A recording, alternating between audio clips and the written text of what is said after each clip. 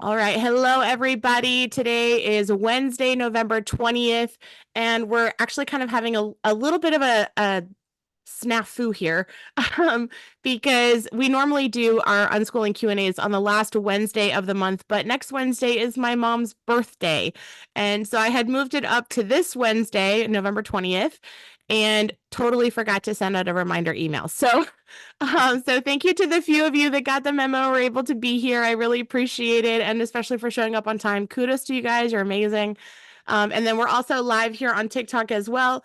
So for those of you who don't know me, my name is Angela. I used to be a public school teacher. I started unschooling my own kids over 5 years ago, and it started out kind of as like an experiment for us, but since then I have seen unschooling completely transform my life, my family, and the lives of hundreds of other families. And so now I talk about it with anyone who's willing to listen. And so I decided to do this. Actually, I had started doing like a Q&A. I did one thinking like, okay, we'll do this once and that will be great. But what I realized was that after doing one meeting, people wanted more. And every month there were more people that were finding my videos and had more questions. And so I was like, you know what? I guess we'll just make this a monthly thing. And here we are.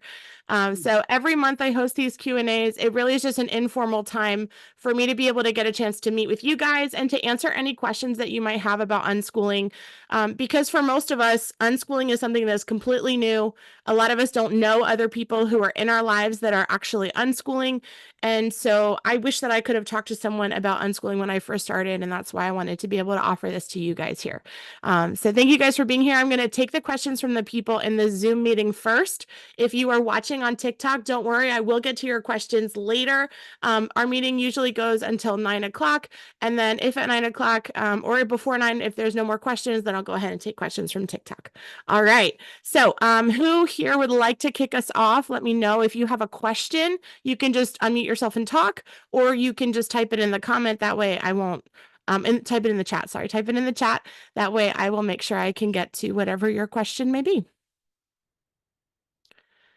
All right, who's going to be the brave soul and go first?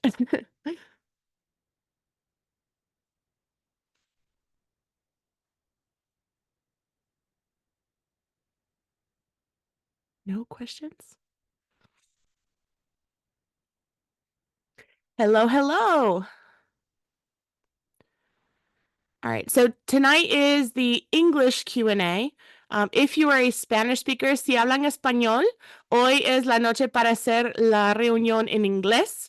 Están muy bienvenidos para seguir escuchando, pero la reunión en español va a ser el segundo miércoles del mes. All right.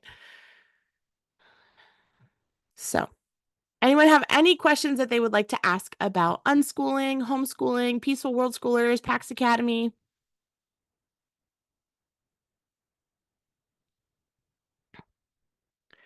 All right, Christiana said we've started the unschooling life a bit nervous about the process for this. Yeah, that is very, very, very normal. In fact, I would be worried if you weren't feeling a little bit nervous because you're doing something new and you're doing something that's not common. When you say that you feel nervous, what is it about the process that is making you feel like the most worry or the most fear?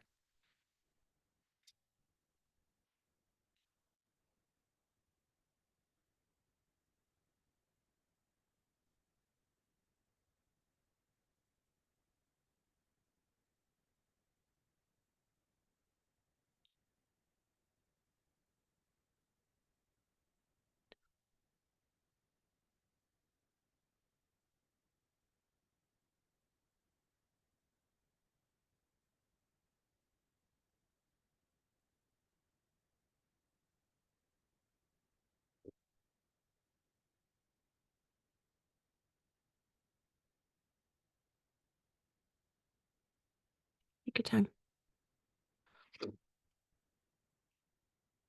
All right. She said, I want to make sure that I don't neglect important areas of knowledge, especially since my kids are in fifth grade, eighth grade, and ninth grade.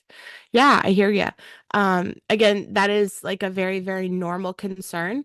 And I would say that because this is a concern for you, that's a pretty good sign that you're not going to do that. Because if that like wasn't even on your radar and you were just like, I don't care, we'll just let him do nothing and hope for the best. That would not be a good sign at all. But the fact that that is a concern for you, that you want to make sure that you're not neglecting things for them, that is a good sign that you're going to take this responsibility seriously and you are going to take their education seriously. I think something to consider is that when we talk about neglecting important areas of knowledge, that's a really, really difficult thing to define because what's important to one child may not be important to another child.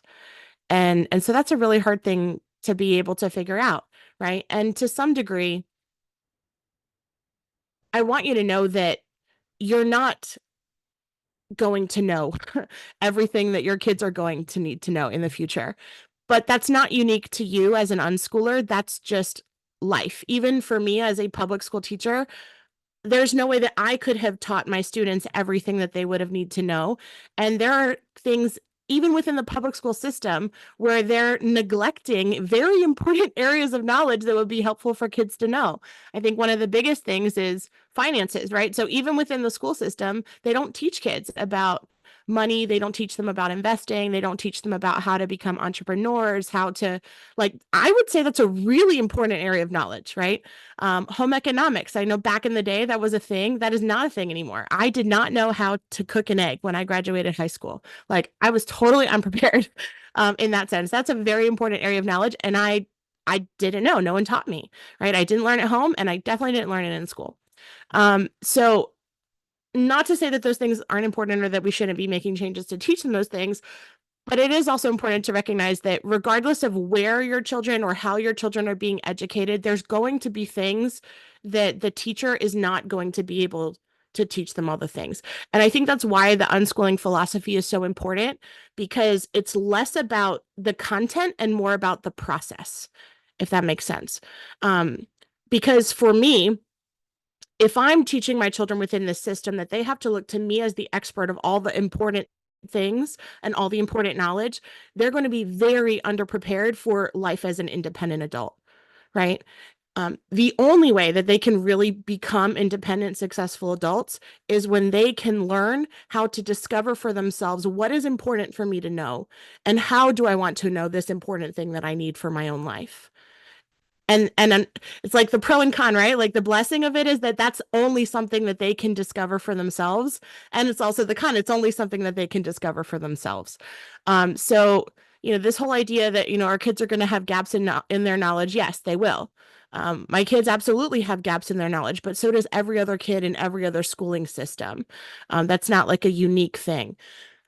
There's millions of things that they could learn in the world, but the fact that they don't know all the things and who decides what's important for one and what's important for the other, only your child is going to be able to discover that. What is going to be important for them, and it's going to be different for each child.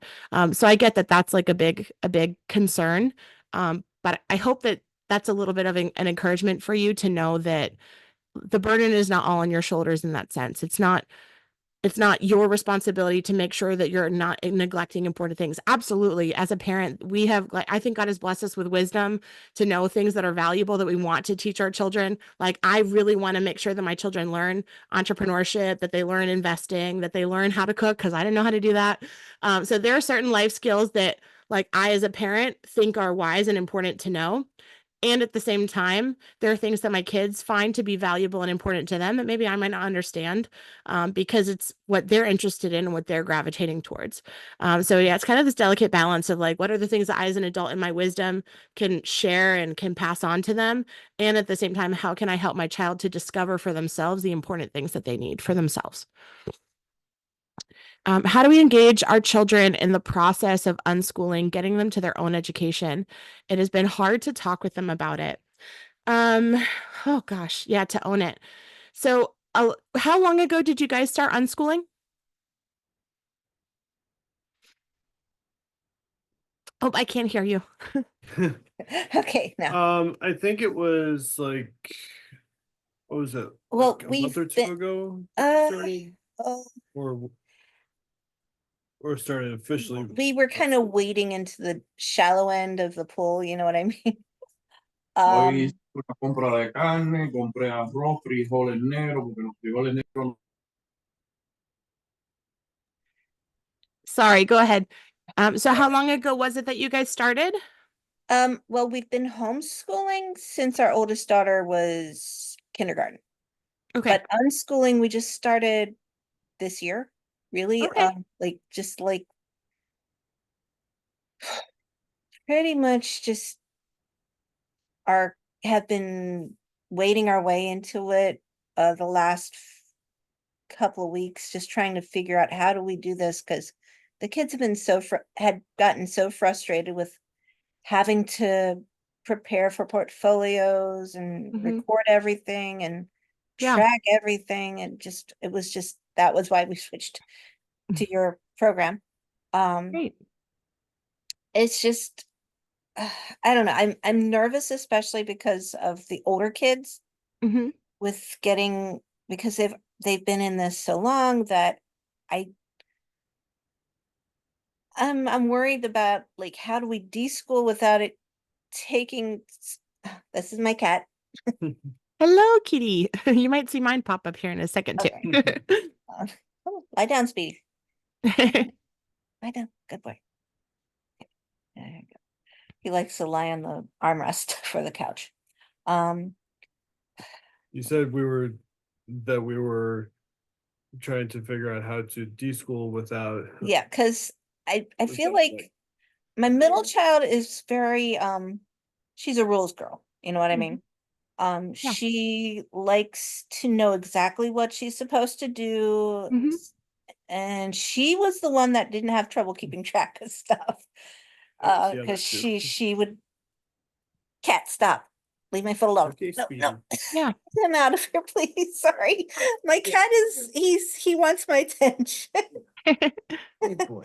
Put him in the kids' room, please. Just take Go him see to the the- girls. go see the Sorry. girls. Sorry, everybody. That's all One It's like moment. having a toddler. He gets very jealous of the screen. right. Continue. Um, okay, so my oldest is 16. She should be in 11th grade, but it just, we started her late because she had an August birthday, and I didn't want her to be like developmentally not ready for kindergarten. And then with COVID and everything, it just kind of threw everybody off. So we just were like, okay, let's just repeat, extend the year for 8th grade. And then Yeah. so now she's in 9th grade. And it's, I want to make sure that, I mean, we had done the portfolio thing every year. Hmm. And even with the good umbrella program that we were in, it was still stressful. Mm. And they were not supportive of the unschooling idea. And so when they sent me the thing for their transcript, like this is what you'll need to use for her transcript for for high school. And I just was like, how am I gonna do this? Yeah. Because she was kind of she's not at grade level for some of her subjects, and it's like, how do we Hmm. get her caught up to that with for the Exactly. transcript and everything? And I just so it's like I feel overwhelmed. And I was Yeah. just like, okay, I think I need to deschool also, but I don't know how to do Yeah. that because I went all the way through college. That's like Yeah. 17 years worth, you know. Yep. I tell people, I'm like, we're going to be deschooling. Like, I'm going to be deschooling for the rest of my life. And I know that people talk about the deschooling process, like the 1 month for every year that you've been in school. But truthfully, I really do think that it's a process that never ends because even as our kids get older, like I'm 5 years into this and there are still times when things kind of come up for me or I'll realize, oh gosh, I just had this like anxiety for a moment about her future, or I just like compared her to a public school kid and felt guilty that she didn't know what they knew about this random topic or, things like that. And so even 5 years into this, like there's still that that need, for me to deschool myself and remind myself and kind of peel back the layers of that onion of like, why are we choosing to do things differently than the way that they're being done right now, or the way they've always been done, which isn't the way they've always been done um, within the school system, right? But I hear you. I think making the transition to unschooling, especially when you have someone who's older, who's a teenager, it's really, really, really important that you can be intentional to have conversations with them about what you're doing, and talk with them through your thought process of like, hey, I've been researching and I've been learning about this philosophy. What do you think about this? What would you like to change about our life and how we're learning and what we're doing? Because unschooling isn't not having structure, and it's not doing any formal studies. Unschooling is simply that the child is the one who's choosing it. So you might have a child who says, you know what, I want to go to college one day. In order for me to go to college, I have to learn geometry. And geometry is not just like appearing from the clouds, right? Like, most people are not encountering school geometry out in their daily life on a regular basis, right? So if Right. she's on that path that she's like, you know what, I want to go to college, then yeah, I would recommend, yes, please, like, study geometry, and you might Mhm. take an online class, or you might be the kind of person who wants to just study independently and do practice tests or something. But then that's where you have that conversation where you're like, okay, what are your goals? Are your children planning to go to college? Is that on their path, or? We haven't quite gotten there yet. They're not really sure. Our middle daughter, she's turning 14 on Saturday. She's the eighth grader. Um, she she's really serious about her art, like drawing, and I mean, our older one is too. She draws and she also paints, but it's like Great. they're both leery of getting debt.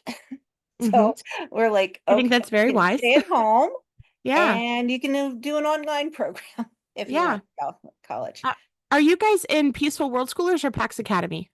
Uh, just the umbrella program. Got it. Okay. Yeah. Yeah, I not able to do the 300, No everything. worries. No worries. That's totally fine. Yeah. Okay. Yeah, I mean, I would definitely recommend at some point switching over to PAX Academy, because there are a lot more resources within PAX Academy than there are within the umbrella.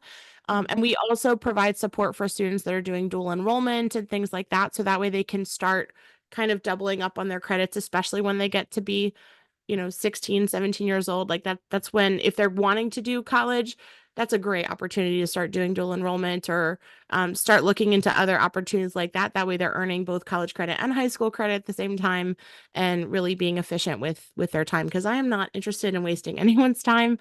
And if they're going to take a Right. class on something, you may as well get college credit for it for very, very cheap, and take advantage of that benefit. But so I mean, that's definitely one thing. But I actually do college and career consultations with teenagers, and Mhm. it's one of my favorite things to do, because I think a lot of times it can be difficult for mom and dad to have these conversations with teenagers. Mhm. um just like the dynamics of what your relationship is. I think a lot of times teens perceive mom and dad asking like, what is your plan for after college? And they perceive that as like pressure from you. And Mhm. so a lot of times it can, I don't know, have difficulty like within your relationship, to be able to have those conversations with them. So when a third party like me is helping to facilitate those conversations with you guys, a lot of times it's really helpful for the teenager, because it's not coming from mom and dad, and it's coming from kind of an outsider who's able to help and kind of facilitate that thought process for them of like, hey, what are my skills, right? What are my skills? What are the things that I'm good at? What do I enjoy? You mentioned drawing. One of the things that I just did with a teenager this week, we talked about, she was also interested in drawing, and we talked about what are all the different career possibilities that could be related to drawing, right? We came up with like 20 different careers that could be related to drawing, everything from being an animator to being an architect to graphic designer, calligraphy, or I mean, like, being a book illustrator. I mean, like, there's logo designer, graphic designer, like there's so many different careers Mhm. just with that one skill, so Yeah. um yeah, starting to just kind of helping them start thinking about like, okay, what are my gifts, what are my talents, kind of doing this inventory of what do I know, what am I good at, what do I enjoy, and then thinking kind of the next step of like, okay, how can I earn a living by doing this thing that I really love and what I really enjoy. And then I also help them kind of talk through like goals, goal setting, and discuss like the things that they can do in order to kind of get to where they need to go, especially if they're wanting to keep the college door open. Because there are definitely things that they're going to want to do now to prepare for that. But it's definitely a totally different conversation than a traditional school, where a traditional school is like, okay, take these classes and that's it. No, we really want them to be choosing for themselves, like, okay, what are my actual goals? If I don't have a goal for myself, I don't know where I'm going. And knowing that it's okay to change my goal, right? Like my dad used to always tell me, he's like, you can't, a car can't turn unless it's in motion. And it's true. Like if I'm not moving in some direction, I'm not going to be able to change course as I need to. And so being able to have and help teenagers like figure out, okay, what is my goal? Knowing this, it doesn't have to be a forever commitment, right? But this is just a destination that I'm currently working towards. And along the way, other stuff might come up and I might change course, but I'm moving, I'm driving my car in some direction. But if I'm just stuck in my car and I'm not moving anywhere, I'm not going to be able to turn in any kind of direction because I'm not moving. I'm not going anywhere. So helping them kind of start setting those goals for themselves, because as they start working towards their own goals, they're going to start discovering what it is that they like or what they don't like or what's working or not working for them. And that's a really important skill for them to develop while they're still under your roof. Because as adults, again, that's one of the skills that makes a successful adult, right? Is someone who's able to set goals for themselves, to honor their word to themselves, to keep their promises to themselves, and to be able to take action towards whatever their goals are. And so, yeah, it's hard. It's a very hard thing to teach, because it really is something that they have to just do, within themselves. Like they have to internally figure out, how can I motivate myself to do the things that I want to do and to get to where I need to go. So yeah, booking a consultation like that can be very helpful. But also you guys just, if you have a relationship that you guys are able to kind of talk about these things together and it's like a positive experience for everyone involved, then by all means, like talk with them about it and share with them what you've been learning about unschooling, share with them what you've been learning about deschooling, and be honest with them about your fears and your concerns and ask them, like, do you have any fears or concerns about this? Because, it's a change for them too, right? Right. So, Yeah. if you're just kind of doing the, you're making this change and you're not including them in the conversation, they're missing out on the opportunity for them to process through their own deschooling with you, where they can share like, oh gosh, I'm worried that if I'm not doing a curriculum, I'm not going to be able to go to college, right? That maybe that's a fear that they have. I don't know. Um, but helping them kind of process through that. Okay, what do you think about this? Do you want to go to college? If you do, how do you want to prepare for that? How can I support you in achieving whatever it is that your goals are? How much do you want me to help hold you accountable to the things that you're setting, like the goals that you're setting and the steps that you're wanting to take, right? So the more that you can invite your kids to be a part of the decision-making process and to empower them and support them in them really kind of taking ownership of the decisions that they want to have, that's going to be really important. And then also, because you are just beginning, know that it does take longer. It's going to take longer for your older kids than the younger ones, because the older ones they just have more time within that system of being told what to do and how to do it so for so long, and it's like when kids are in school for a really long time, they're trained with that mentality that I need an adult to tell me what to do, how to do it, when to do it, why to do it. And they lose that, like that internal initiative, that intrinsic motivation. And so it takes more time for, the older they are, it takes longer for them to kind of get that back and recover that. But they do. They do. It just takes time. Okay. What do you think about what I said? I know it was a lot. It's definitely right on it. And yeah, it's I think, you know, talking with our girls about, you know, asking them how they feel about the whole thing, about what do they want to do, what do they want to learn about, how do they want to approach it, all of that. I think, just to kind of help them to kind of like really think about it and and come to realize, okay, I don't have to have this pressure of having to get, oh, I've got to get all this in by the certain time, because for the longest time since we had been homeschooling the other way of where we had to do all the portfolio reviews every year of where they were expecting all of this, and all the samples and all of that, that now that they don't have that pressure of having to have all those things like what we did before, that they can, to really help them to actually step back and be like, yeah, still learn the stuff that they just the basic stuff that they need to know, as well as the stuff that they want to know, like whether Mhm. it's pursuing art or whether it's wanting to, um whatever it is that they want to learn about, that they can actually Right.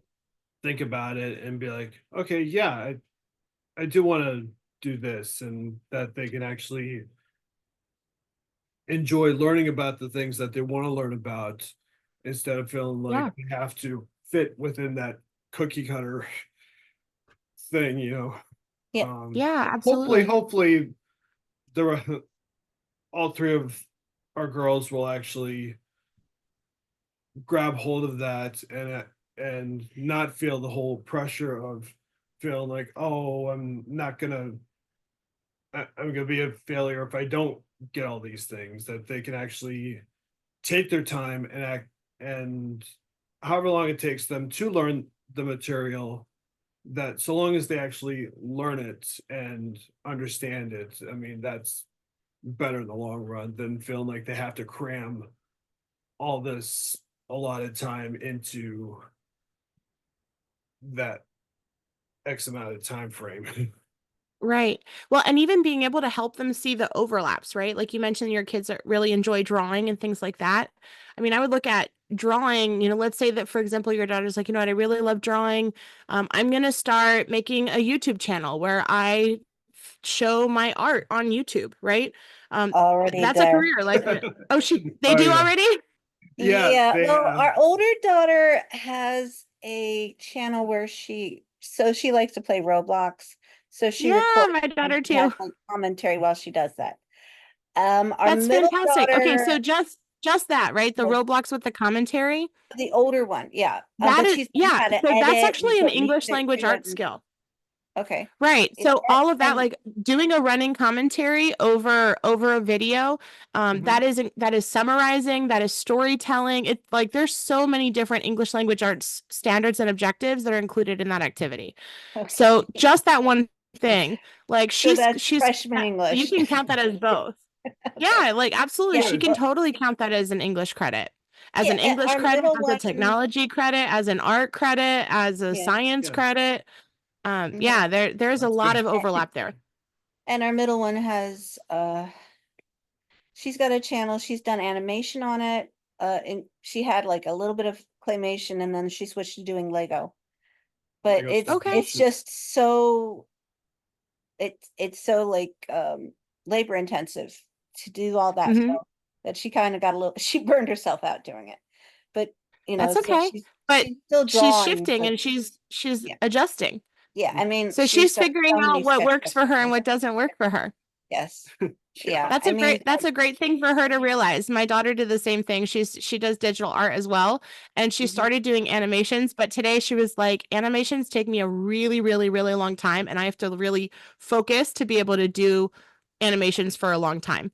I mean, Uh, she still does them, but just having that self-awareness of like, in mhm, order for me to do this the way that I want to, it requires a lot of focus, it requires a lot of time, it requires a lot of effort. Whereas, just doing like a picture or something like that is a little bit less labor intensive. yeah, But that's great. So as she's doing these things that she's loves, she's figuring out for herself what works for her and what doesn't work for her. That's yeah, fantastic. yeah, yeah. Awesome. All right. I mean, you guys are on the right track. Keep going. I'm glad that you guys are here having a conversation about it, and just being willing to hold space for your kids and to include them in the conversation of what you guys are doing. I think it's fantastic. All right. I see Rosa had asked another question as well in the chat. She said, I feel overwhelmed with all the resources and how to avoid spending money on curriculum, classes, etc., that we don't even use or work for my child. Rosa, are you still here, Rosa? I see you here, but I don't know if you're still listening. But Rosa, are you in PAX Academy? No. No? Okay. All right. No worries. I wasn't sure if you were feeling overwhelmed with all the resources that we provide because I know we give a lot of resources within PAX Academy, and I didn't know if that was what was causing your feeling of overwhelm. So I hear you. In the world of homeschooling and unschooling, there's so many different resources, and it can feel very overwhelming. What I usually recommend is that, especially when you're first starting to unschool, I recommend that you just don't get anything that is school. So don't buy any curriculum, don't take any classes, don't sign up for any online classes, don't buy the workbooks, don't buy the worksheets. And if you bought them already, just kind of stick them in a closet. They'll be there later, I promise. But just kind of set aside anything that looks or feels like school for a time. And that is why the deschooling process is really, really, really important. Because just like you said, a lot of people, when they start homeschooling, they just go all in and they will spend hundreds of dollars on curriculum and workbooks and worksheets and resources and all and programs and apps and games and all this kind of stuff. And then they find that their kids don't actually use it. And so before you go ahead and do that, I would focus on just going through the deschooling process for yourself, setting aside anything that looks or feels like school, and really just being present with your child and observing their natural learning process. What do you think about that? Thank you. It sounds easy, but like you're saying, I have to deschool myself before. Yeah. But yes. Yes, yeah, it sounds easy, but it's definitely not. When I first started unschooling as well, like I had bought, workbooks and worksheets and stuff like that. And actually, I think I shared before that I still bought like curriculum and stuff like that for the first couple of years for like kindergarten and first grade. Second grade was the first year that I didn't buy anything. And it was so freeing for me. I felt like it was like a level up in my own deschooling journey for myself. Because before, like I bought them and we never used them, but it was like I just felt like I had to have them. Like I was so scared to let it go. And the moment that I did, it felt so freeing for me to just be like, okay, I really don't need these tools. I really don't need a curriculum to dictate what my kids learn or how they learn it. Like they're really going to be okay, and they really are going to learn whatever they need without this stuff that looks or feels like school. So yeah, just kind of stick it in a closet somewhere, let it go, and really just focus on being present with your kids. It's going to be okay. You guys are going to do great. All right. Did anyone else have any other questions that they wanted to talk about tonight? Hi, Karen. It's great to see your face.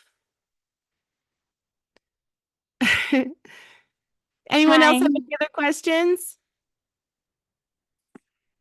Qué frío. Oh, it's cold. Oh, yeah. Yeah, it's raining here now. ¿Verdad? Aquí llovió también, bastante. Oh, yeah. Y mañana va a haber tremendo frío también. I know. Winter is upon us.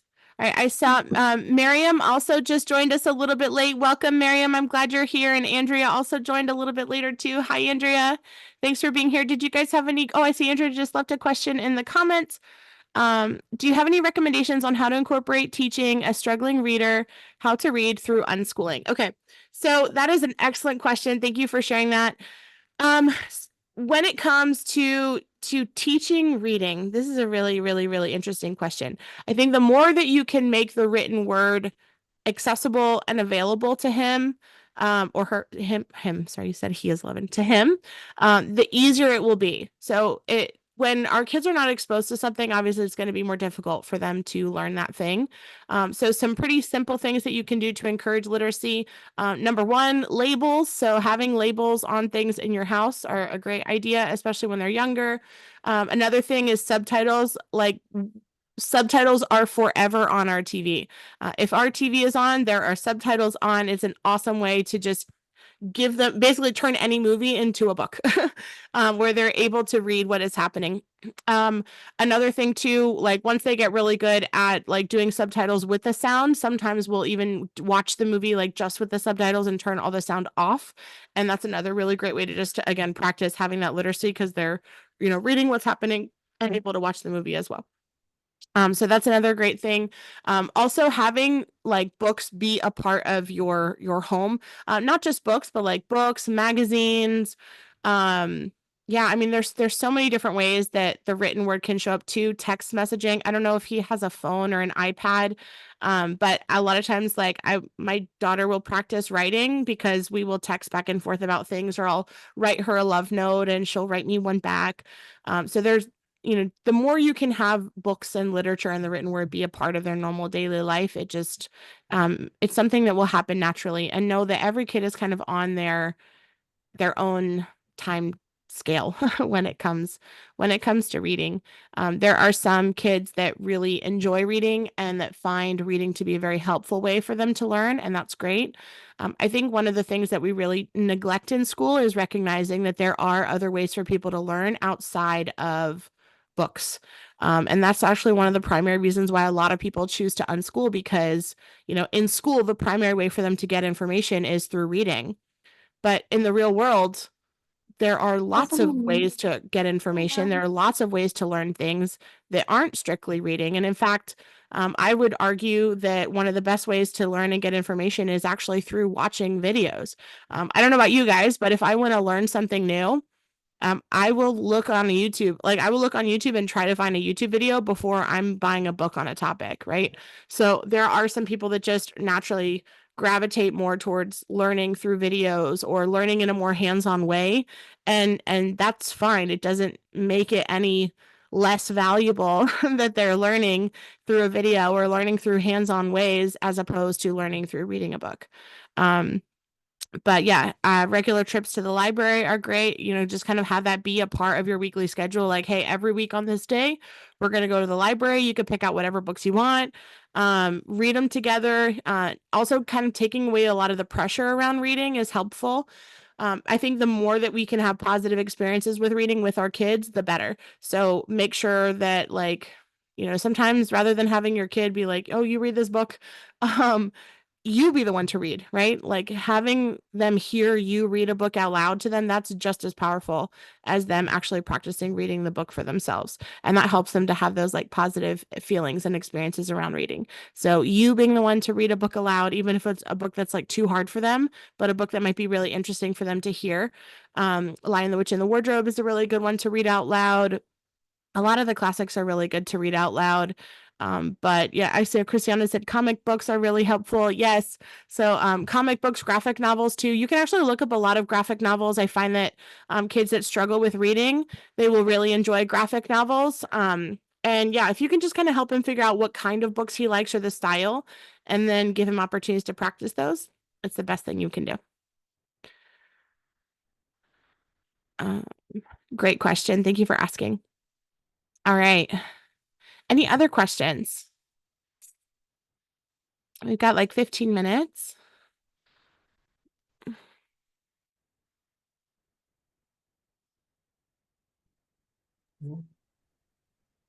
Hi. Hi. I have a question regarding the Yeah. grading, what is just what Luna's study. She knows subtraction and addition up to 10. Is she advanced now or not? She should know more for addition and subtraction up to 10 or more than that. How old is your child? 5. 5? Okay. So when it comes to what our children know and can do, especially with an unschooling philosophy, we don't compare them to anyone or anything else.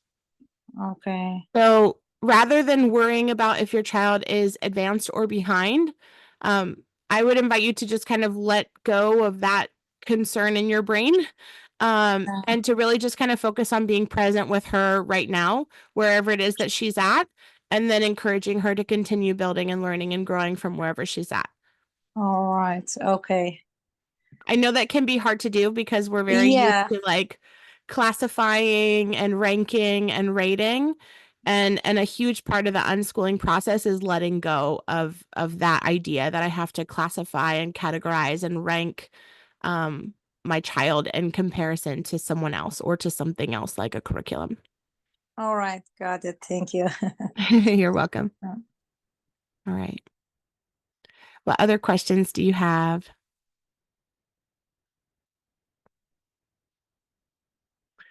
And for those who are watching on TikTok, we see a couple people that are hanging out with us here. Hello, everybody.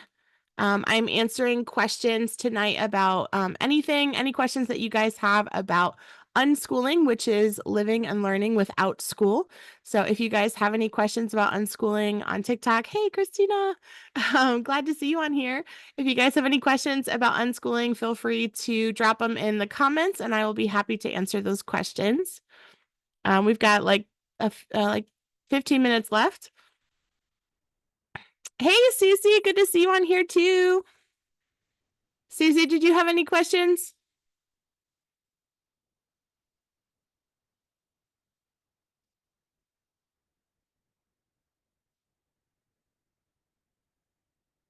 No questions from Susie today. That's all right.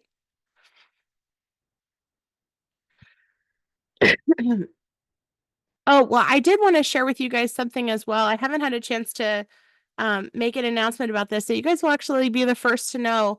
I know that the holidays are right around the corner, Thanksgiving and Christmas, and I actually ordered 20 of my book. So this is my book that I'm most known for, I think. It's called Tales of a Toxic Teacher: Exposing the Cycles of Abuse Within Our Schools. And I have this book available. It is in English, and for those of you on TikTok, here it is. Ta-da! And I also have this book available in Spanish as well. So here's the Spanish version. There you go. And so I'm actually selling signed copies of this book. So if you have not had a chance to get my book and you've not read it yet and you would like to get a signed copy, feel free to send me a text or an email or a DM and I'll be happy to let you know how you can get a signed copy of my book. I only have 20 of these available, so make sure that you let me know quickly. So that way I'll be able to make sure that I can send it to you. And you can let me know if you want to give it to a friend or something like that. Let me know, and whoever you would like for me to write a letter to in the beginning of the book. So yeah, so that is available as well. Have any of you guys here read my book already? Just out of curiosity.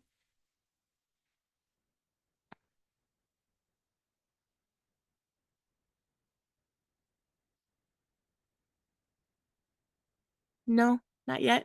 I also have another one too. This one, I have the English one downstairs. I brought the Spanish one up here. But yeah, so this is my deschooling diary, or in Spanish, Diario de Desescolarización. This is the book that I wish that I would have had when I first started unschooling 5 years ago. And it is a 365-day journal where you're able to just really reflect on your own deschooling process. So if you are new to homeschooling and especially to unschooling, I would highly recommend getting this book. I could show you in the beginning. So in the beginning of the book, I talk all about like what deschooling is, how do you deschool. I give you a bunch of tips and tricks on how you can get started. And then inside the book, let me see if I can show you here. So all right, so within the book, every day, there you have a spot where you can write down things that you've learned, how you've been feeling that day, and then there's a question at the bottom for you to kind of write and reflect on different kinds of things. So this one is, I'll translate this in English. It says, document a typical day of learning through your daily life, or what are things that your children will learn as you go through your daily life? What is the role of play in the education of my child? So every day there's like a different question for you to kind of reflect on. And it's a great way to help kind of like guide your deschooling process and have really focused way to kind of sit down and reflect and think through your own deschooling process. So if you are new, like I said, I would highly recommend that. The Deschooling Diary in English, or Diario de Desescolarización en Español. And then I also have Tales of a Toxic Teacher too, like I mentioned. All right. Any other questions?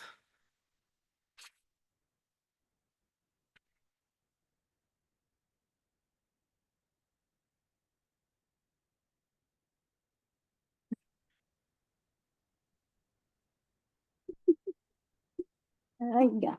Karen, did you have a question? ¿Tenías una pregunta? ¿Cuál es tu pregunta?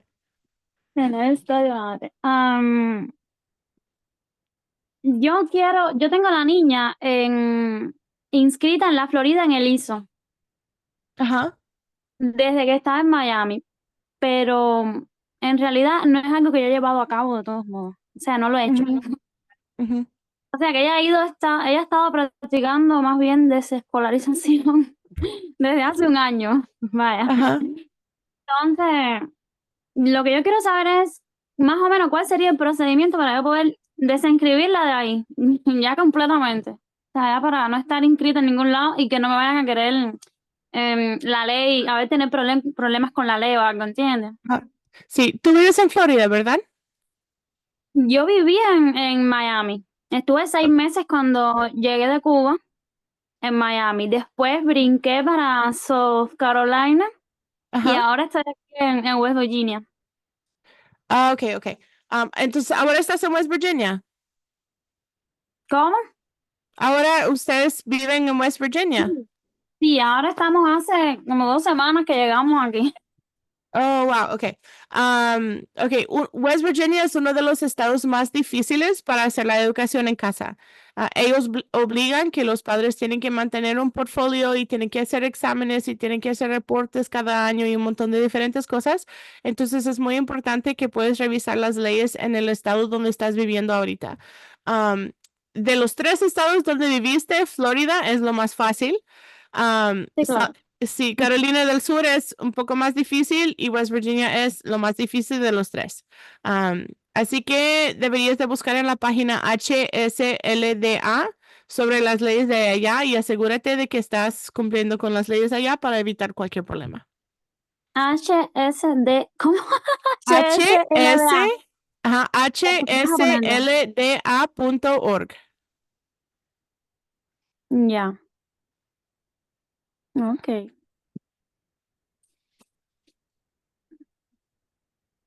Ya, Así que este es el estado más difícil. sí. Deberían de pasar para acá. Vivo aquí en Maryland y aquí es Sí, mucho más fácil. yo me recuerdo, tú me Sí. lo habías dicho. Oh, yes. Cristiana acaba de compartir la página del web en español. Así que si haces clic en el chat, ahí está el link. Thank you, Cristiana. Thank you. All right. Mm, Otra pregunta. bueno, imagínate, yo lo que pasa, yo iba a inscribirme en la escuela tuya, pero Ajá. mi esposo ahora no tiene la economía suficiente. Mm. Y entonces, lo que no Pues, quisiera es tener que meterle en la escuela. Aquí es bastante sana, me han dicho, ¿no? Porque yo estaba en ujú, Spencer, que es bien chiquito. Y es un ujú, pueblo, o sea, de guajiros, ¿no? Como dicen los ajá. allá en Cuba, así bien campo, campo. Todo en las Ajá. montañas, imagínate. Oh, wow. Pero, pero no estoy segura de todos modos, porque es que yo pienso lo mismo de todas las escuelas. Ujú, Yo pienso lo mismo, es todo el mismo sistema. sí, Entonces, yo quisiera dejarla, ¿entiendes? Fuera de eso. sí. Pues lo bonito es que sí lo puedes hacer, pero sí entiendo que a veces es difícil por cuestiones del trabajo y cosas así. Pero si es algo que tú realmente deseas, lo puedes hacer. Eres capaz de Yo, crear la vida que tú quieras. yo en realidad no estoy trabajando. Yo no trabajo, Ajá. estoy Ah, emprendiendo desde entonces sí aquí. podrías quedarte con ella. Ujú.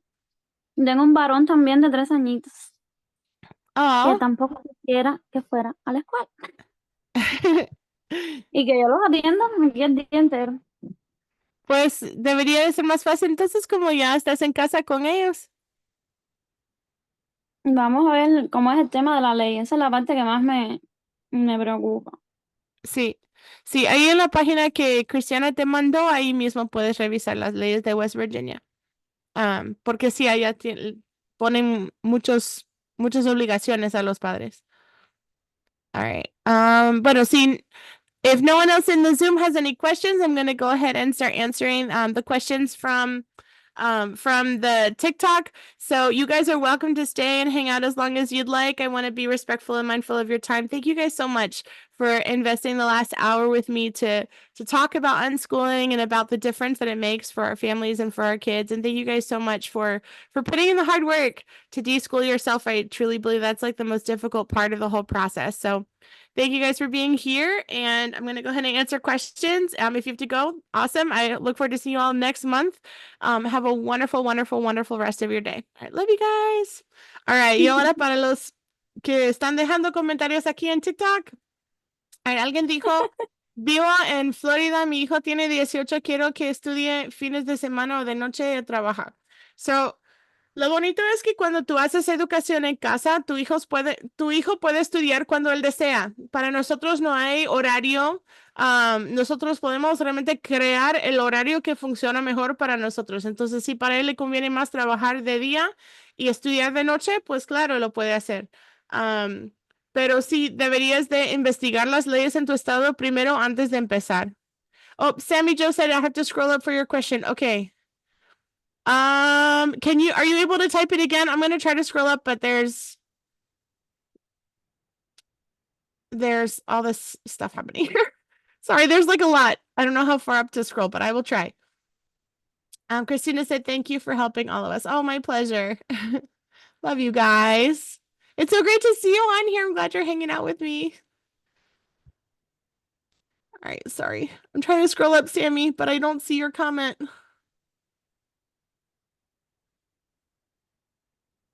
Let's see if you can put it again. Okay. I know you said students can earn credits as fast or slow as they want. Yes. Yes, that is true. Yep. So in high school, one credit in high school is the equivalent of about 100 hours of their life experience. Is it uncommon for them to earn 14 or more in a year? It would be uncommon in the traditional sense. So that would be an uncommon thing. So in a typical school year, if they were in a traditional school, they would earn 7, maybe 8 credits per year in a normal school.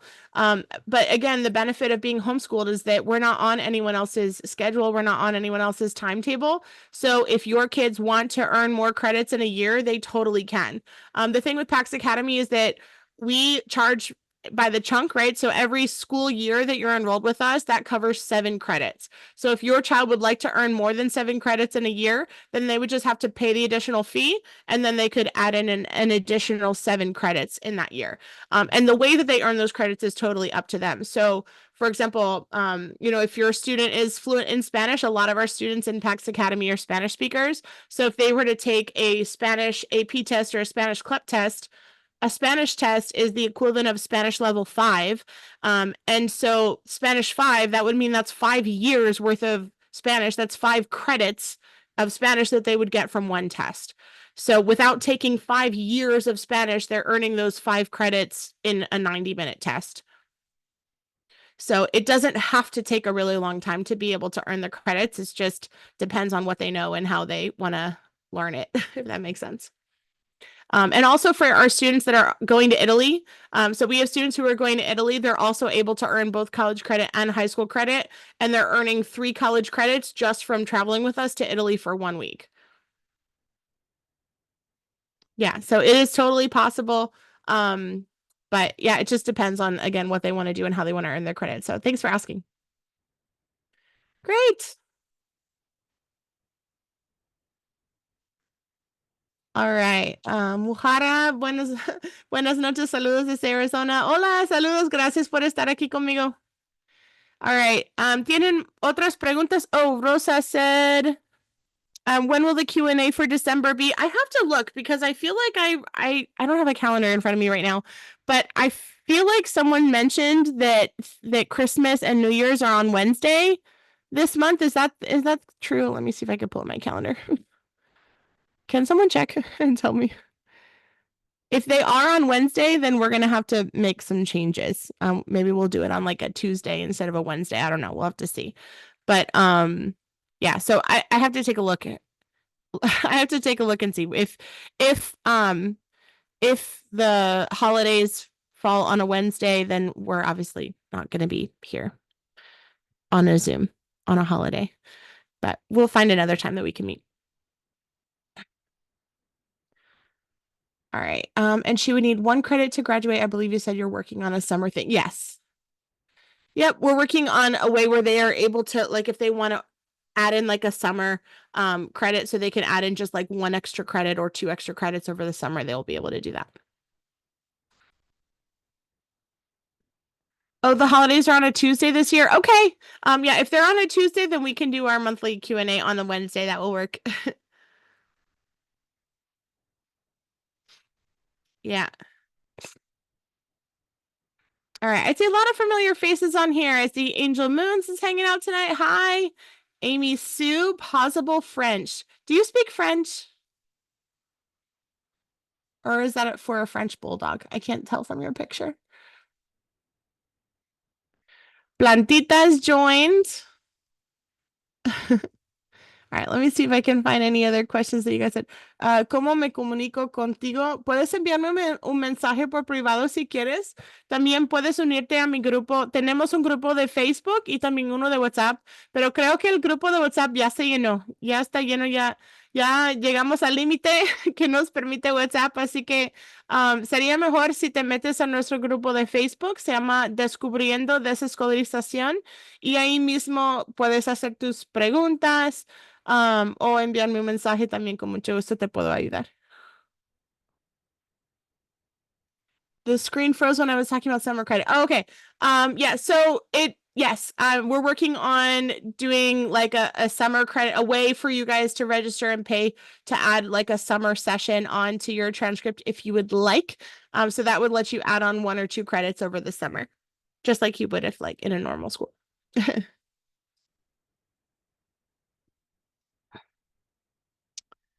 Yep. So it's coming. Stay tuned. We've got a lot of really, really great things that are coming. I'm really, really excited about the stuff that we're working on for PAX Academy. Right now, we are in the process of developing some custom software for you guys that is going to make a lot of the process a lot like easier and smoother. And yeah, so if there are specific things that you would like to see within the PAX Academy family that you would like to add, or other features that you would like to add, please feel free to let me know. It costs a lot of money to develop custom software, but I'm excited for what we're working on and like the system that we're building. And I think it's going to be really, really, really awesome for helping you guys to have as much freedom and independence to really set up, and get all like the documents and stuff that your kids need as quickly and easily as possible. Yeah, because right now I'm having to like manually do all the stuff. So I'm hoping the software will help that. You guys will be able to have it right away and you won't have to wait for me to answer my email. All right. Anyone else have any other questions about unschooling? And for those of you who are new that are watching, I used to be a public school teacher, and I left school in order to unschool my own kids and to talk with other families about it, because I think it is the best thing ever. And I love being able to share with other families the freedom and the joy that we are able to have with our kids when we let go of a lot of the structure and the control and the coercion that happens and exists within a schooling environment, and we're able to really embrace educational freedom, and it's like the coolest thing ever. So yeah, if you are curious about my experiences as a public school teacher, this is my book. This is called Tales of a Toxic Teacher: Exposing the Cycles of Abuse Within Our Schools. And then I also have this book in Spanish as well. So in Spanish it's called Historias de una Maestra Tóxica, exponiendo los ciclos de abuso dentro de nuestras escuelas.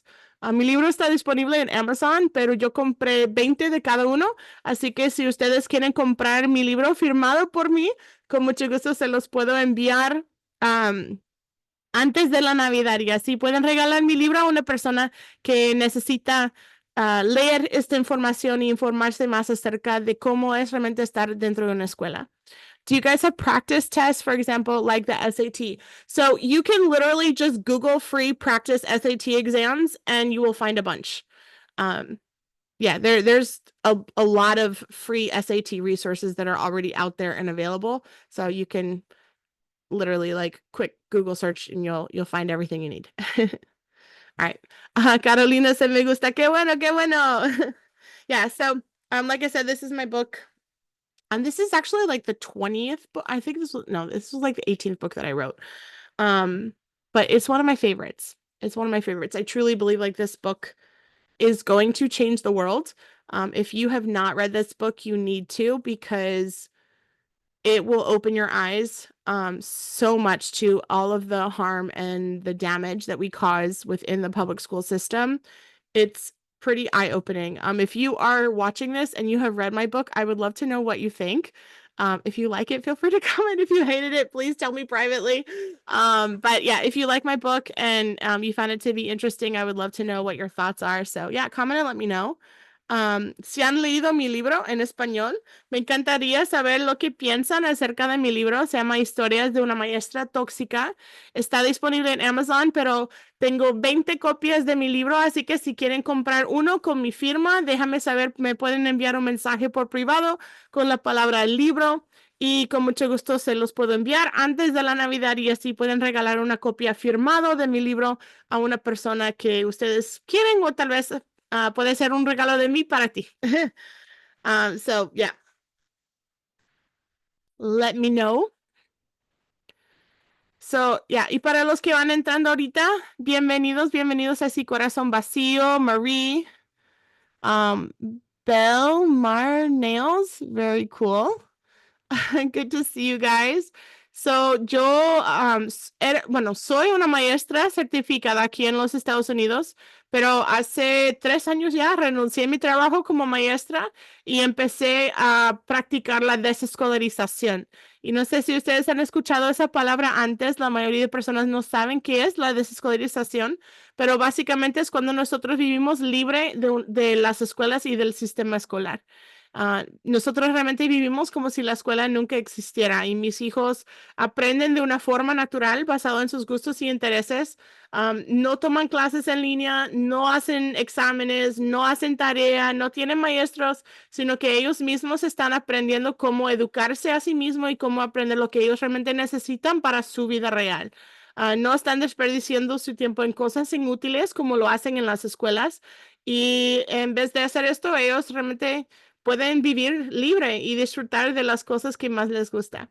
Así que es algo totalmente nuevo y me he dado cuenta que la mayoría de los latinos no saben que tienen esa oportunidad de poder educar a sus hijos así, sin escuela. Cuando yo hice mi primer video en español, muchos comentarios, recibí como miles de comentarios de personas diciéndome de que esto no es legal y que me van a mandar a la cárcel y que se van a meter presa, que no sé qué. Y eso no es cierto para nada. Hay millones de niños que se están educando así sin escuela. Es totalmente legal. La educación en casa es totalmente libre en los 50 estados y también la desescolarización también es legal. All right, I see. Is it movie night? Does PAX Academy provide guidance to what a high schooler is missing to achieve their diploma? Yes. Yes, we do. So we offer college and career consulting. So I actually offer college and career consulting privately. I've been doing this for over a decade. But students who are enrolled with PAX Academy actually get a 50% discount on college and career consulting.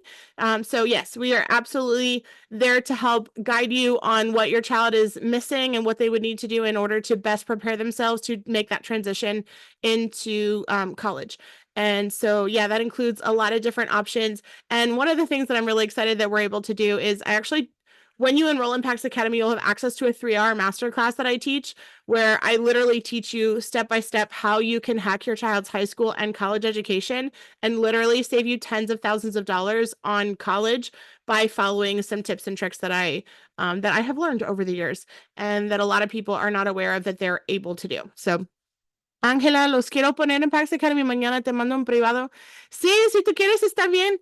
También puedes simplemente meterte a nuestra página del web, se llama paxacademy.org y ahí mismo puedes llenar la aplicación y me manda un mensaje cuando alguien se inscribe, así que voy a poder saber que sí, que ya hicieron la inscripción. Y ya sabes, siempre puedes enviarme un mensaje, con mucho gusto yo les puedo ayudar. Mari dijo, si lean su libro 100% recomendado, it will open your eyes. Thank you, Mari. So good to see you. I miss you. How are your kids doing? ¿Cómo están? ¿Para llevármela a mi país? Claro que sí. Sí, de hecho, por eso yo me llamo Peaceful World Schoolers, porque nosotros, o sea, cuando personas piensan en hacer la educación en casa, piensan como que estamos como atrapados en la casa todo el día. No sé por qué la gente piensa así, pero no, no es así. Hay muchas familias que están inscritos con nosotros que querían inscribirse en PAX Academy por esa razón, porque ellos querían viajar a su país y pasar 3, 4, 6 meses en otro país, pero necesitaban una hoja de papel que podía confirmar de que sus hijos sí están inscritos en una escuela privada aquí en los Estados Unidos. Así que si ustedes quieren viajar por el mundo y tener esa cobertura legal de estar inscritos en una escuela privada, también lo pueden hacer a través de PAX Academy.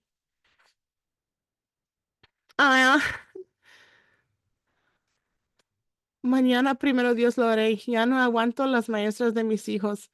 Oh, cuánto lo siento que no está teniendo una buena experiencia con sus maestros. La verdad, creo que los padres no entienden el gran impacto que tiene una maestra en la vida de sus hijos. Un maestro malo literalmente les puede afectar toda la vida. Es terrible. Y me imagino si tú preguntas a una persona, van a poder decir una buena maestra que han tenido y también una mala maestra que han tenido.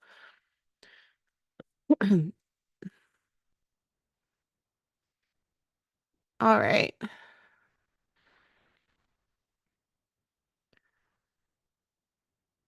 me see here. Hola, saludos. Una pregunta. Merita dijo, tengo una hija de 3 años. ¿Qué debo hacer o qué documentación necesito? Um, eso depende del estado en donde vives. Si me puedes avisar en cuál estado vives, te puedo contestar mejor. Pero usualmente la escuela obligatoria no empieza hasta los 5 años por lo menos. Hay algunos estados en los cuales la escuela no es obligatoria hasta los 6 años. En algunos estados la escuela obligatoria empieza a los 7 años y en un estado la escuela obligatoria no empieza hasta los 8 años. Entonces eso significa que tus hijos pueden estar en la casa con ustedes hasta que cumplen 8 años y no es obligatorio enviarlos a la escuela. Entonces, dependiendo en el estado donde vives, eso va a determinar si necesitas hacer algo más o entregar algo, pero si quieres buscar las leyes en tu estado, revisa la página, se llama hslda.org. Lo voy a repetir para que lo puedan escribir. Se llama hslda.org.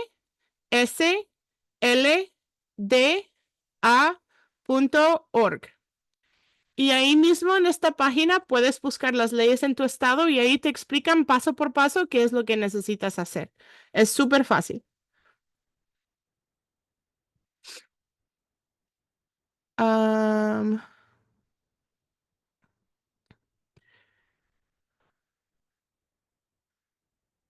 do you have a lot of high schoolers in PAX Academy?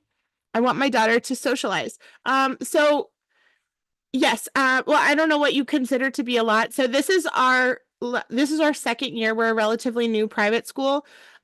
This year we have like around 150, 160 high schoolers in PAX Academy. 150, 160, something like that. So yes, we do have other high school students. That being said, right now, depending on where you live, it's because they're not doing like online classes or something like that, they're not interacting directly through our system. So that actually is something that we're working on within our software. We're working on developing a custom software now that will have like a portal where the students will be able to have more communication with one another. But I'm trying to figure out a way so that I can do that safely and not cause any additional issues, because obviously there are like adults and parents that have access to our portal. And then I don't know how to do that safely where like the students will be able to have communication, but also have it be, supervised by someone who is an adult and a responsible adult. So that's something that we're working on right now. When it comes to like in-person things, if you live in or around Maryland, we actually have a coordinator who plans field trips every week specifically for teens. So if you're looking for opportunities to socialize like in person, and you live in Maryland, then we can absolutely help with that. And I'm actually in the process now of reaching out and seeing who would like to serve as a coordinator in their state or in their area. And so I'm hoping to be able to start peaceful world schooling groups in other states around the United States. So hopefully that will be coming very soon near you.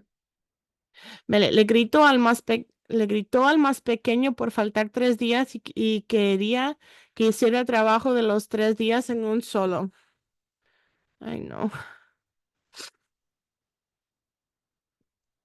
Ya, cuando tus hijos tienen 3 años, no hay nada que tienes que hacer, simplemente sácalos. Diles que los vas a dar de baja y que ya no van a regresar y que los vas a educar en casa y ya, así de fácil. No es necesario que los sigas enviando a una escuela, especialmente si los maestros les están tratando mal.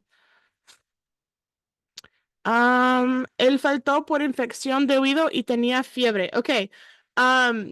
Si tus hijos tienen infecciones de oído, eso es un efecto secundario de vacunas. No sé si has vacunado a tus hijos. Pero eso sí, las vacunas provocan inflamación en el cerebro de los niños y entonces por eso yo no recomiendo que tengan vacunas porque puede causar mucha inflamación en el cuerpo de los niños y causar problemas así. Mis hijos nunca han tenido una vacuna y nunca han tenido una infección de oído, nunca han tenido infección de garganta, nada de eso. Entonces, si sus hijos están padeciendo de ese tipo de infecciones, recomiendo que dejen de vacunarlos y que puedes empezar a tomar los pasos necesarios para ayudarlos a sacar y como desintoxicar sus cuerpos. Ok. Vive en Nueva York. Um, New York es uno de los estados más fáciles para hacer educación en casa. Tienen que entregar un reporte cada 2 meses en Nueva York. Es complicado la primera vez, pero después de que ya sabes cómo hacerlo, se te va a hacer más fácil. Mujara dijo, un maestro me dijo una vez, siéntate burra. Desde ahí me da pena hablar inglés. Oh, no. That is so sad. I am so sorry. ¿Cuánto lo siento que eso te pasó? Qué feo. Y no le castigaron a ese maestro que, ay, no, qué terrible. Cuánto lo siento. Creo que eso va a ser parte de tu proceso de desescolarización. La desescolarización es el proceso que nosotros tenemos que hacer para sacar el sistema de nuestro sistema y de poder sanar de las heridas escolares que todos hemos tenido. Porque todos, si ustedes han asistido a una escuela o han sido parte de una escuela o sus hijos están en una escuela, es muy importante que puedan reconocer que al estar en una escuela, ellos están en un ambiente abusivo. La mayoría de personas no saben eso y de hecho, de eso se trata mi libro, Historias de una maestra tóxica. Y yo publiqué este libro porque realmente yo no sabía cómo identificar una relación abusiva. Y yo estaba en una relación abusiva, yo estaba en un matrimonio abusivo y no sabía porque yo pensé que el abuso solamente era algo de golpes y de gritos y cosas así, pero yo no sabía que muchas veces el abuso aparece de muchas otras maneras. Y porque yo no sabía cómo identificar el abuso en mi matrimonio, tampoco podía identificar el abuso en otros lados de mi vida. Y, y cuando una amiga compartió algo conmigo, de hecho, les voy a compartir aquí. Ahora, esto, no sé si lo pueden ver. Ahora, esa es la rueda de poder y control. Oh, no, está al revés. Ustedes lo miren al revés. Ahora, déjenme ver si hay una manera en que lo puedo poner que no. Mirror your video. No. Oh, there we go. Yay. Okay. Esa es la rueda de poder y control. Y eso describe los 8 diferentes maneras en que podemos ver y observar cómo el abuso aparece en una relación. Entonces, mira todas esas cosas aquí que dicen. This is intimidación, el uso de coerción y amenazas, el abuso emocional, aislamiento, minimizando, negando, culpando, manipulando, el abuso económico. Entonces, al leer todo eso, cuando mi amiga me compartió eso, literalmente al leer todo eso, como que fue como que Dios me abrió los ojos y me hizo ver que eso es lo que yo tengo que hacer como una maestra. O sea, todo eso es mi trabajo como maestra. Entonces, eso me inspiró a crear mi propia rueda de poder y control. Y esa es. No sé si lo pueden ver. Y esa es la rueda de poder y control para maestros tóxicos como yo. A pesar de que yo siempre trataba de ser la mejor maestra que podía ser, pero el sistema me obligó a interactuar con niños de una forma abusiva. Y entonces cuando me desperté y empecé a ver eso, dije yo, wow, eso realmente es un tema bien profundo y no puedo seguir trabajando en un sistema que me obliga a interactuar con niños así de una forma abusiva. Entonces, por eso renuncié a mi trabajo como maestra y empecé bueno, publiqué este libro. Renuncié a mi trabajo, publiqué este libro porque al fin, porque ya no estaba dentro de ese sistema, ya pude empezar a contar mis historias que yo no podía contar antes, porque si hubiera contado esas cosas trabajando como una maestra, me hubieran quitado mi licencia de maestra porque ellos no permiten que los maestros hablan mal, especialmente en las redes sociales acerca de la escuela, del sistema escolar. Entonces, la mayoría de los maestros no pueden decirte lo que yo puedo decirles porque ya no estoy en el sistema. Y por eso yo publiqué este libro para dejar a los padres saber la verdad acerca de lo que sus hijos están experimentando, porque cuando nosotros podemos reconocer el abuso y ver cómo aparece el abuso en nuestras vidas, entonces de ahí ya podemos empezar a hacer cambios y de hacer las cosas mejor. Ah, déjame ver. ¿En Tennessee es obligatorio la vacuna? No, no, las vacunas no son obligatorias en ningún estado. Nadie te puede obligar a ponerte algo que tú no quieres hacer. Nadie te puede obligar a inyectarte con algo que tú no quieres. Es tu cuerpo. Tu cuerpo, tu decisión. Como se dicen en inglés, your body, your choice, right? Your body, your choice. So, yeah, nadie te puede obligar. Siempre tienes el derecho de sacar una exención, siempre tienes el derecho de decir no.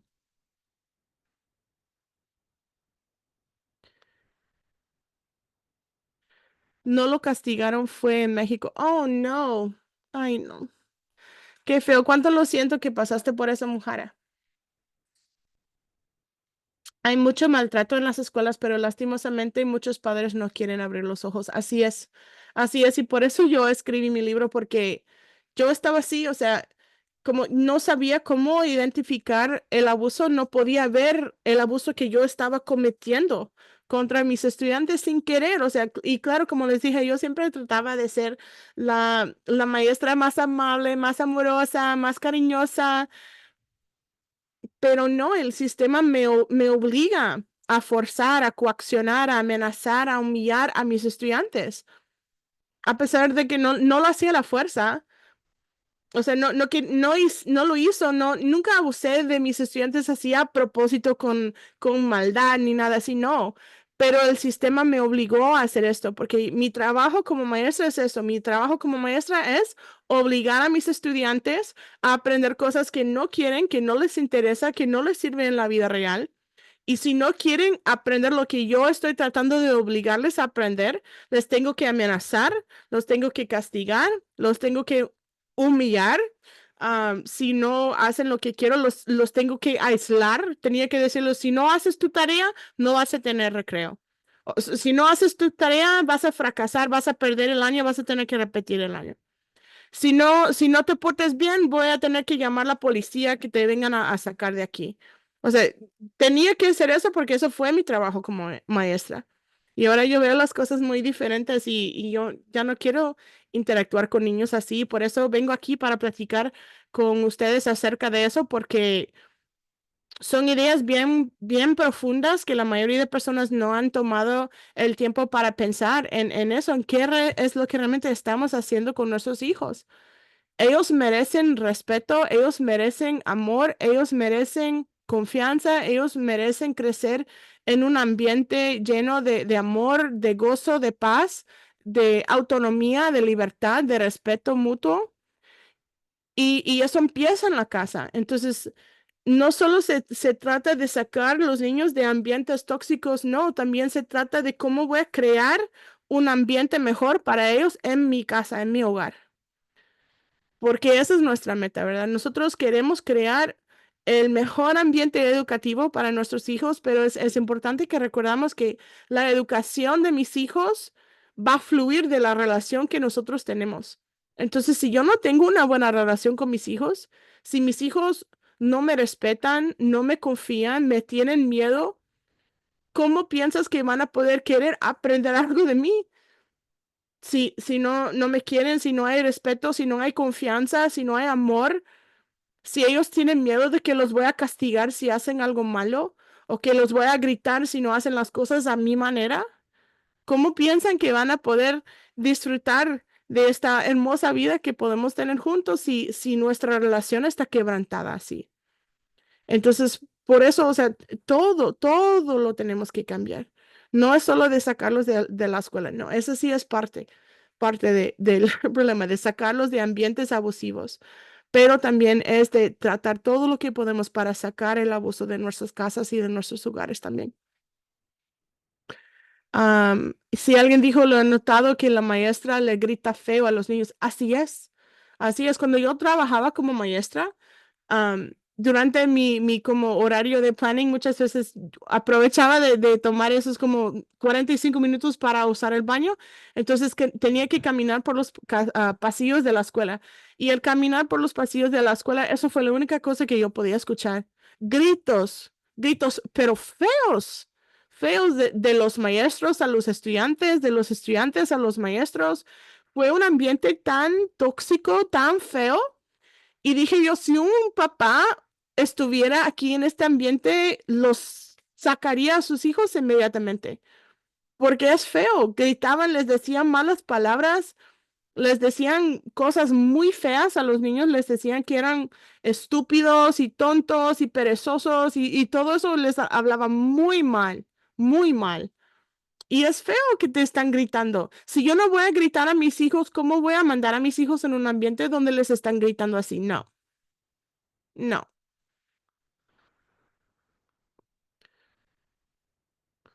Oh, Mari dijo, muchas felicidades, no te vas a arrepentir. Bienvenida a la familia de Pax. Ah, gracias, Mari. Se ven triste, pero muchos padres hasta que pasan las cosas. Así es. De hecho, hoy recibí un comentario muy interesante en uno de mis videos. Estaba compartiendo una video. Compartí un video porque alguien me dijo, oh, tú solo mantienes a tus hijos encerrados en la casa.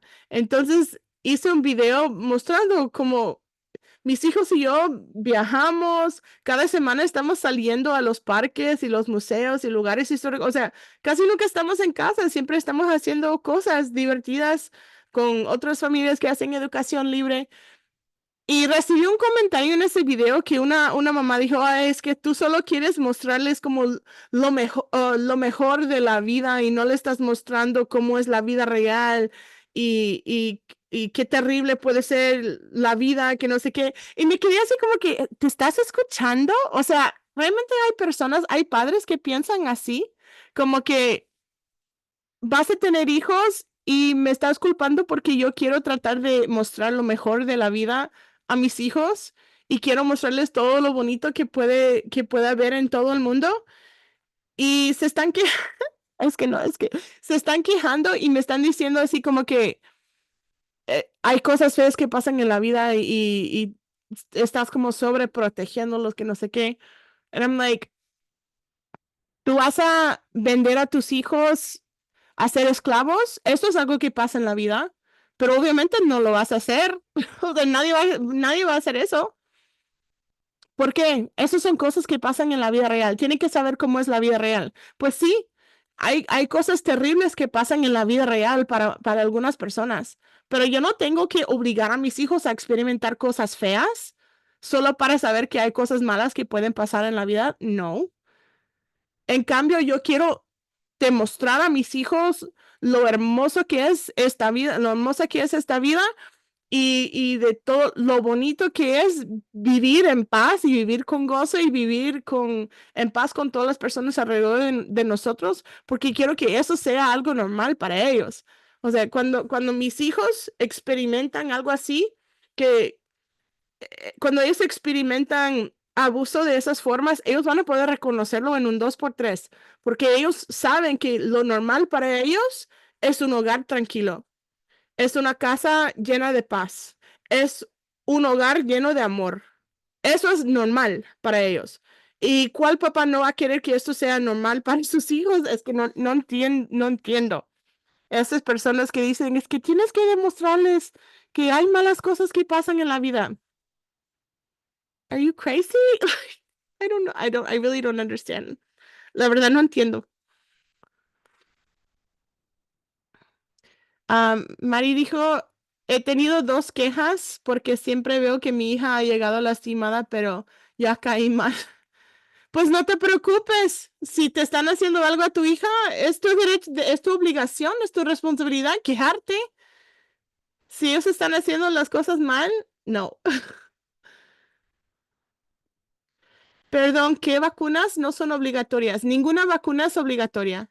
Ninguna. Mis hijos nunca han tenido ninguna vacuna. Ninguno de los dos. Lupita dijo, gracias a ti yo supe que no era obligatorio las vacunas en las escuelas. ¡Ah, qué bueno!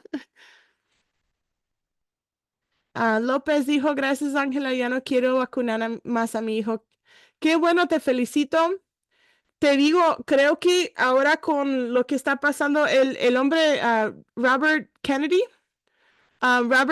que ahorita Trump lo puso como el encargado del Departamento de Salud o whatever, um, creo que él va a hacer muchos cambios muy buenos para los padres porque él está queriendo hacer estudios científicos sobre las vacunas porque ahorita por el momento no hay ningún estudio científico sobre los beneficios ni los riesgos de las vacunas.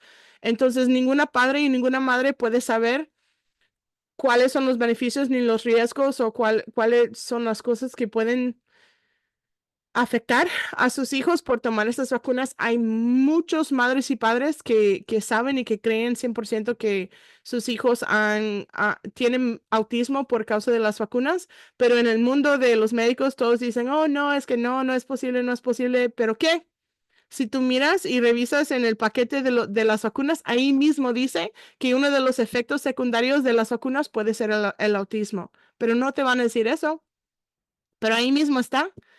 Y también hicieron un documental que se llama Vaxxed, y ahí es mismo los científicos que hicieron un estudio científico sobre la vacuna MMR, no sé cómo decirlo en español, perdón. Pero ellos confesaron de que falsificaron los resultados del estudio científico sobre esa vacuna porque cuando hicieron el estudio se dieron cuenta de que esta vacuna estaba provocando el autismo en los varones morenos y también en los varones latinos. Am, y ellos tenían que borrar esos resultados del estudio porque no iban a poder aprobar esta vacuna con esos resultados. Y entonces ellos al fin confesaron, los científicos, 2 de los científicos en ese estudio confesaron de que sí, que ellos falsificaron esos estudios para que podían tener aprobado esa vacuna. Y uno de los científicos dijo de que cada vez que él vio un niño con autismo, que él se sintió tanta vergüenza y tanto dolor porque él sabía que a lo mejor que este niño había sido vacunado y sabían que su vacuna estaba provocando el autismo en los niños. Entonces, sí, ese documental es súper bueno. Aquí no puedo compartir el enlace para ese documental, pero si ustedes quieren meter a mi grupo de WhatsApp, ahí mismo puedo compartir el enlace con ustedes si quieren ver el documental. Está en inglés, pero con subtítulos en español. Y también después de que mostraron ese video, muchos padres y muchas madres salieron a compartir sus testimonios acerca de cómo sus hijos habían sido lastimados por causa de las vacunas. Muchos de sus hijos tenían autismo después de eso, hay algunos que dejaron de poder caminar, hay muchos que dejaron de hablar, hay muchos que tenían cáncer inmediatamente después de eso, hay muchos que se murieron después de las vacunas. Y entonces ellos empezaron a contar sus historias. Entonces el segundo documental se trata de eso, de las miles de historias de familias que habían vacunado a sus hijos y qué había pasado con esos niños, porque ahorita, hoy en día, si tú tratas de publicar algo en las redes sociales acerca de eso, sacan esos videos, así que es muy difícil de escuchar las historias de familias. Entonces, por eso hicieron el segundo documental compartiendo las historias de las familias que habían sido afectadas por las vacunas. Y si tú piensas que tus hijos sí han sido lastimados por las vacunas, quiero que sepas que nuestro gobierno tiene un programa, tienen una corte especial, se llama la Corte de Vacunas, donde tú puedes pedir que el gobierno te recompensa por el daño que las vacunas te hicieron o hicieron a tus hijos. Y ellos han pagado más de $5 billones por el daño que habían hecho las vacunas. Entonces, ustedes sí pueden recibir dinero si sus hijos han sido lastimados. Gracias, ya lo tenía pensado, pero me pasa